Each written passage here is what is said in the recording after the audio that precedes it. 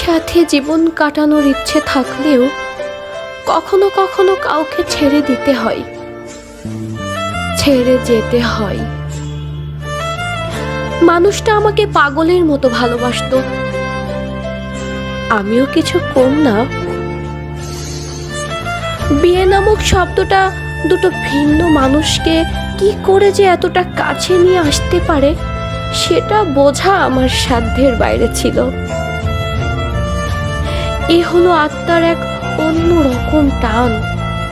ভালোবাসতে বাসতে যখন দুজন এক হয়ে গেলাম, সংসারের বয়সটা যখন ভারী হতে লাগলো, ঠিক তখনই দুমড়ে মুচড়ে একটা ঝড় এলো।